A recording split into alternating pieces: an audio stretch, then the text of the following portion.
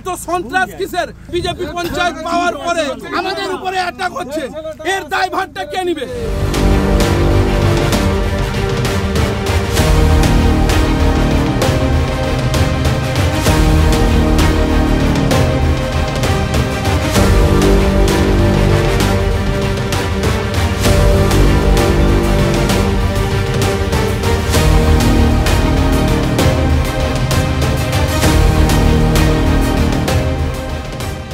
ওনার বাড়ির সামনে থেকে বোম চার্জ করে বিজেপির দুষ্কৃতীরা পালিয়ে যায়।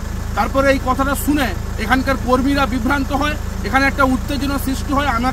আমি প্রথমে ওসি সাহেব, এখানকার জুনপুর কোস্টালের ওসি সাহেবকে জানাই এবং আমাদের ঊর্ধ্বতন নেতৃত্ব, আমাদের জেলা সভাপতি জানিয়ে আমাকে নির্দেশ দেন, জেলা সভাধিপতি আপনি স্পটে যান। আমি স্পটে যখন আসি ওনাদের সাথে কথা বলে ওনাদেরকে শান্ত করার এবং উত্তেজনাকে স্বাভাবিক করার চেষ্টা করি এবং সেখান থেকে করে পুলিশকে খবর দিয়ে আমি যখন সেখান থেকে 1 থেকে 1.5 কিলোমিটার চলে এসেছি মেন রাস্তায় বাড়ির দিকে যাচ্ছি, তখন আমার গাড়ির উপরে এলো পাতাড়ি ইটের বৃষ্টি হয়েছে।